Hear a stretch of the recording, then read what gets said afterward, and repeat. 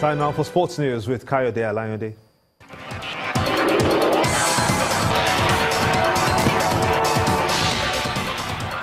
Welcome to Sports News.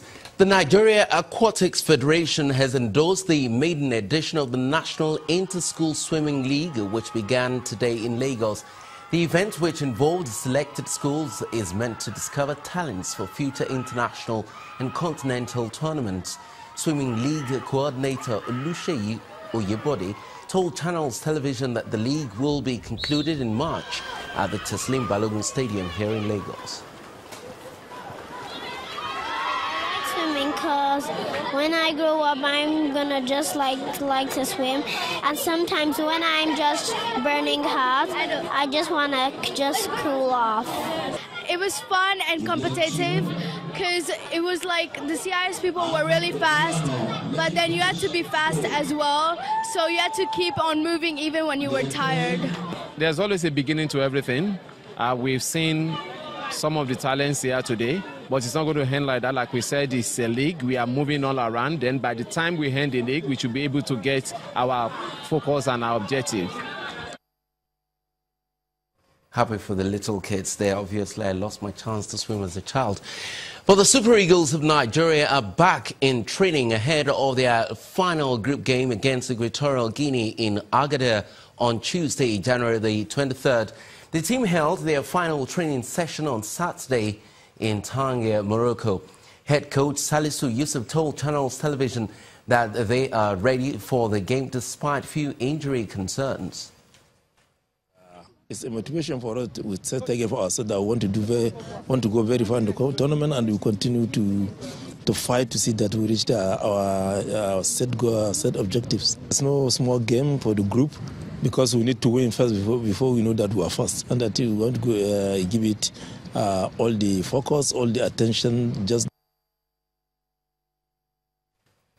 Sergio Aguero has scored a hat-trick as Manchester City extended their lead at the top of the Premier League table to 12 points. Chelsea thrashed Brighton 4-0 after 2 goals in the opening 6 minutes, put them on the way to victory.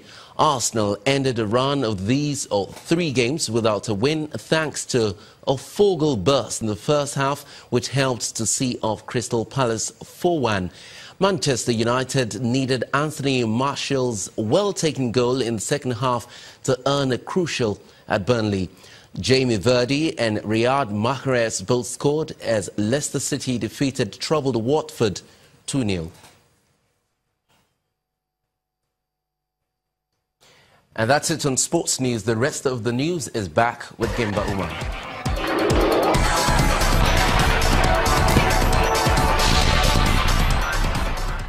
The U.S. government has begun shutting down many of its services after the Senate failed to agree on a new budget.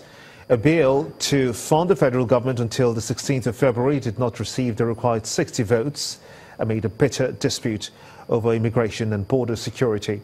It is the first shutdown ever to happen, while the same party, the Republicans, of course, controls Congress and the White House.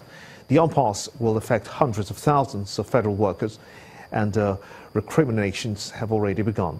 The last government shutdown was in 2013 and lasted for about 16 days. In a dramatic late-night session, senators blocked a bill to extend government funding through February 16. The bill needed 60 votes in the 100-member Senate, but fell short with only 50 supporting it. Most Democrats opposed the bill because their efforts to include protection for hundreds of thousands of young immigrants known as Dreamers failed. Hurdled negotiations by Senate Majority Leader Mitch McConnell and Senate Democratic Leader Chuck Schumer in the last minutes before midnight were unsuccessful, and the U.S. government technically ran out of money at midnight. The government shutdown was 100% avoidable, completely avoidable. Now it is imminent. The shutdown formally began on Saturday, the first anniversary of President Donald Trump's inauguration. President Trump, if you are listening, I am urging you, please take yes for an answer. The way things went today, The way you turned from a bipartisan deal, it's almost as if you were rooting for a shutdown. And now we'll have one. And the blame should crash entirely on President Trump's shoulders. Until a funding deal is worked out, scores of federal agencies across the country will be unable to operate, and hundreds of thousands of non-essential federal workers will be on temporary unpaid leave. The President and I are convinced that with a few more weeks we can resolve the issues related to the budget, we can resolve issues related to border wall, chain migration, diversity lottery, DACA. The new shutdown could trigger a political battle between Democrats and Republicans over who is to blame.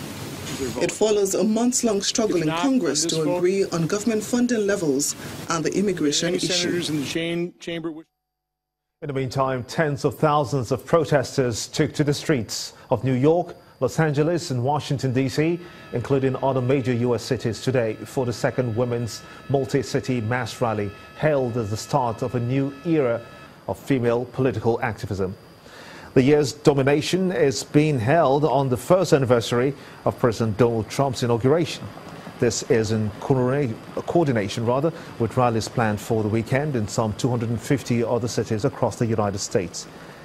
Like last year, thousands of demonstrators wore pink knit hats, which were created as a reference to vulgar comments allegedly made by Trump, which he became a symbol of women's empowerment and opposition to President Trump himself. And the main news again, the Nigerian Bar Association today demanded justice for the victims of herdsmen attacks in Benue communities as the group embarked on a fact-finding mission to the troubled state. And that's how it's been on the News at 10 tonight. I want to thank you so much indeed for being a part of it. On behalf of all of us here, have a splendid night, friends, and good night.